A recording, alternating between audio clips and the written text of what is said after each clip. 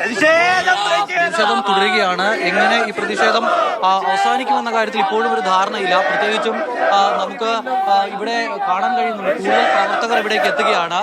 മാത്രമല്ല ഈ നമുക്ക് അപ്പുറയും ഇപ്പുറയുമായി നിരവധി വാഹനങ്ങൾ ഇങ്ങനെ കുടുങ്ങിക്കിടക്കുന്നതും കാണാൻ കഴിയുന്നുണ്ട്. നമ്മൾ ഇപ്പോൾ കാണുന്ന ദൃശ്യം എന്ന് പറയുന്നത് നിലമ്പൂർ ടൗണിൽ നിന്നും ഊട്ടി അടക്കമുള്ള സ്ഥലങ്ങളിലേക്ക് പോകുന്ന, മൈസൂർ അടക്കമുള്ള സ്ഥലങ്ങളിലേക്ക് പോകുന്ന ഗൂഡല്ലൂർ റോഡാണ്. ആ റോഡിലാണ് ഈ തിരക്ക് കാണുന്നത്. തൊട്ടു പിന്നിൽ ഇത്തരം ചരക്ക് ലോറികളെല്ലാം കടന്നു വരുന്ന ഒരു സമയമാണ്.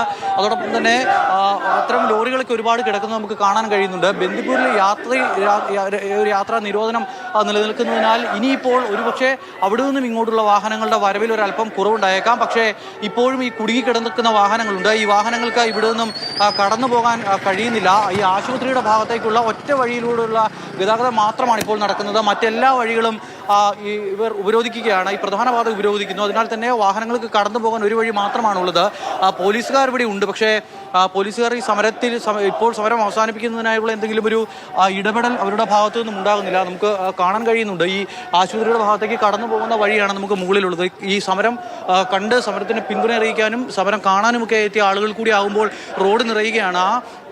കാണുന്ന വഴിയിലൂടെയാണ് ആശുപത്രിയിലേക്ക് പോകുന്നത്. ആംബുലൻസ് അടക്കം കടന്നു പോകുന്ന വഴിയാണ്. അതിനാൽ തന്നെ ആ വഴി ഒഴിച്ചിട്ട് ഈ പ്രധാന പാത ഉപരോധിക്കുകയാണ്. CPM-ന്റെ ഏരിയ കമ്മിറ്റി ഓഫീസാണ് തൊട്ട് മുകളിലുള്ളത്. ആ വഴി അങ്ങ് കടന്നു പോയാൽ അതിന് തൊട്ട് മുകളിൽ പിന്നെ പ്രധാനപ്പെട്ട ഒരു സ്ഥാപനം എന്ന് പറയുന്നത് ജില്ലാ ആശുപത്രി മാത്രമാണ്. അങ്ങനെയുള്ളൊരു സ്ഥലത്താണ് ഉപരോധം നടക്കുന്നത്. നിരവധി വാഹനങ്ങൾ കടന്നു പോകേണ്ട ഒരു വഴി പ്രധാന പാത, ആ പാതയിലാണ് ഇത്ര വലിയ ഒരു സമരം നടക്കുന്നത്. ഇപ്പോൾ പോലീസുകാർ നേതാക്കന്മാരുമായൊക്കെ സംസാരിക്കുന്നതെന്നാണ് മനസ്സിലാക്കുന്നത്. പക്ഷേ ആ സംസാരം കൊണ്ട് മാത്രം ഇവരുടെ സമരം അവസാനിക്കുമോ എന്നുള്ളതാണ് കണ്ടറിയേണ്ടത്. ആദ്യം നമ്മൾ വന്നപ്പോൾ ഉണ്ടായിരുന്നതിലധികം പ്രവർത്തകർ ഇവിടേക്ക് എത്തുകയാണ്. വാർത്ത കണ്ട് ഈ സംഭവം അറിഞ്ഞ പ്രവർത്തകർ ഇവിടേക്ക് വീണ്ടും വരുന്നു. പ്രവർത്തകരുടെ എണ്ണം കൂടുമ്പോൾ ഈ പ്രശ്നം എങ്ങനെ പരിഹരിക്കുമെന്നൊരു ആശങ്ക കൂടി നിലനിൽക്കുകയാണ്. വാഹനങ്ങൾ കുടുങ്ങിക്കിടക്കുന്നു. ഇനിയിപ്പോൾ സമരം എത്ര സമയം തുടരുമെന്ന കാര്യത്തിൽ പോലും വ്യക്തത നൽകുന്നില്ല. എങ്ങനെയാണ് സമരം? വിഷയം വളരെ ഗൗരവമുള്ളതാണ്. കാരണം മനുഷ്യ വന്യജീവി സംഘർഷം വളരെ കൊടുമ്പിരി കൊണ്ടുള്ള ഒരു മേഖലയാണിത്. ആ മേഖലയിലാണ് ഇപ്പോൾ ആളുകളെ സംബന്ധിച്ചോളം അവർ പ്രൊട്ടക്ഷനൊക്കെ സ്വീകരിക്കുക, വന്യമൃഗങ്ങളിൽ നിന്ന് സ്വാഭാവികം. പക്ഷേ ഇങ്ങനെ ഇലക്ട്രിക് ലൈനൊക്കെ എടുക്കുമ്പോൾ അതിൻ്റെ പോകുന്ന വൈദ്യുതിയുടെ പവർ വളരെ പ്രധാനപ്പെട്ടതാണ്. അതിനൊരു ഏകീകരണം ഉണ്ടാകേണ്ടതാണ്, പരിശോധന ഉണ്ടാകേണ്ടതാണ്. അങ്ങനെയൊന്നും KSTB ഭാഗത്തു നിന്നും ഉണ്ടായിട്ടില്ല എന്ന ശക്തമായ ആരോപണമാണ് ഇപ്പോൾ പ്രതിപക്ഷം ആരോപിക്കുന്നത്. അപ്പോൾ ബന്ധപ്പെട്ട അധികാരികൾ സ്ഥലത്തെത്തി ഇക്കാര്യത്തിലൊരു വ്യക്തത വരുത്തണം, അല്ലെങ്കിൽ മറുപടി പറയണം എന്നതാണോ ഇപ്പോൾ സമരം ചെയ്യുന്ന ആളുകൾ, അത് യൂത്ത് ലീഗ് ആയാലും യൂത്ത് കോൺഗ്രസ് ആയാലും ഉന്നയിക്കുന്നത്?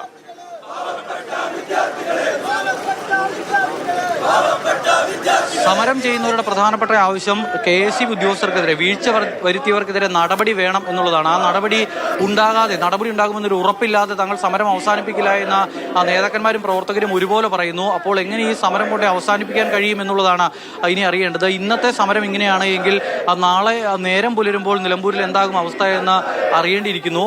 അത് ഏറ്റവും പ്രധാനപ്പെട്ട പ്രശ്നം, ഒരു തിരഞ്ഞെടുപ്പ് ഘട്ടം കൂടി ഉണ്ട് എന്നുള്ളൊരു പ്രധാനപ്പെട്ട കാര്യമാണ്. അപ്പോൾ ആ ഒരു സാഹചര്യത്തിൽ ഈ വിഷയത്തെ സജീവമാക്കി നിർത്തുക, ജനങ്ങൾക്ക് മുന്നിലേക്ക് ഈ വിഷയം അവതരിപ്പിക്കുക എന്നുള്ളത് ഒരു കാര്യം തന്നെയാണ്. അതിനാൽ തന്നെ നാളെ ഇന്നിപ്പോൾ UDF-ന്റെ ഭാഗത്തു നിന്നുമാണ് പ്രതിഷേധമെങ്കിൽ നാളെ ഇപ്പോൾ അൻവർ അടക്കമുള്ളവർ ഇറങ്ങുമെന്ന കാര്യത്തിൽ സംശയം വേണ്ട. അതിനാൽ തന്നെ ഈ സമരം കൂടുതൽ കരുത്താകും. ഇവിടെ നിന്നും വഴിക്കടവ് എന്ന് പറയുന്ന സ്ഥലത്തേക്ക് ഏകദേശം 34 കിലോമീറ്ററോളം ദൂരമുണ്ട്.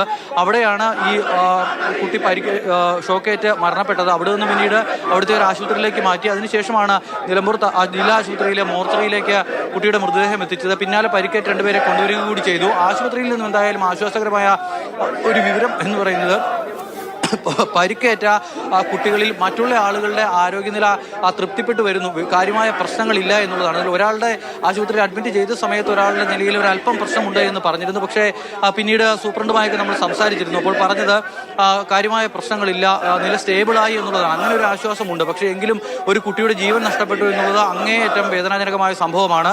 അതും വളരെ ചെറിയൊരു കുട്ടിയാണ്. അവർ മീൻ പിടിക്കാൻ പോയതാണ്. വൈകുന്നേരം കളിയൊക്കെ കഴിഞ്ഞ് അതിനുശേഷം വീടിന് തൊട്ടടുത്ത് തന്നെയുള്ളൊരു സ്ഥലത്ത് മീൻ പിടിക്കാനായി എത്തുന്നു. അവിടെ ചെല്ലുമ്പോഴാണ് ഇത്തരം ദാരുണമായ ഒരു സംഭവം ഉണ്ടാകുന്നത്. ആശുപത്രിയിൽ എത്തിക്കും മുൻപ് തന്നെ കുട്ടി മരണപ്പെട്ടു എന്നുള്ളതാണ് ഇപ്പോൾ വ്യക്തമാകുന്നത്. നിലവിൽ എന്തായാലും ഈ വിഷയത്തെ വളരെ ഗൗരവത്തിൽ തന്നെ എടുക്കുകയാണ് പ്രതിപക്ഷ പാർട്ടികൾ. സർക്കാരിന്റെ അനാസ്ഥ എന്ന് മാത്രമല്ല, ഈ വിഷയത്തിൽ ഇത് ആദ്യമായി ഉണ്ടാകുന്ന ഒരു സംഭവമല്ല, തുടർച്ചയായി ഉണ്ടാകുന്ന സംഭവമാണ്. അധികം നാളായിട്ടില്ല ഇവിടെ ആന ആക്രമണത്തിൽ ഒരാൾ കൊല്ലപ്പെട്ടിട്ട്. അങ്ങനെ നിരന്തരമായി വന്യമൃഗങ്ങളുടെ ആക്രമണം പറമ്പിൽ തുടരുക. ഇപ്പോൾ ഷിനോജ് ആശുപത്രിയിൽ നിന്നും ചേരുന്നുണ്ട് ഹൃദയഭേദകമായിട്ടുള്ള രംഗങ്ങൾ ബന്ധുക്കളെ സംബന്ധിച്ചോളം അപ്രതീക്ഷിതമായിട്ടുള്ള ഒരു ദുരന്തം ഏറ്റുവാങ്ങേണ്ടി വന്ന ഒരു ഘട്ടമാണിത്. അവരെ സംബന്ധിച്ചോളം ഒരു 15 വയസ്സുകാരനാണ്, വിദ്യാർത്ഥിയാണ്, 10ാം ക്ലാസ് വിദ്യാർത്ഥിയാണ്. ഒരുപാട് സ്വപ്നങ്ങളുമായി ഒക്കെ തന്നെ മുന്നോട്ട് പോയൊരു ഘട്ടത്തിലാണിപ്പോൾ ആ വേദനയുടെ, ആ ദുരന്തത്തിൻ്റെ ആ വിലാപം വരുന്നത്. ആ ദൃശ്യങ്ങൾ ആശുപത്രിയിൽ നിന്നും വരികയാണ്. ബന്ധുക്കളെയൊക്കെ തന്നെ ആശ്വസിപ്പിക്കാൻ നന്നേ പാടുപെടുന്നുണ്ട്. അവിടെ എത്തുന്ന നാട്ടുകാരൊക്കെ തന്നെ കരച്ചിലാണ് കേൾക്കാൻ കാണാൻ നമുക്ക് കഴിയുന്നത്.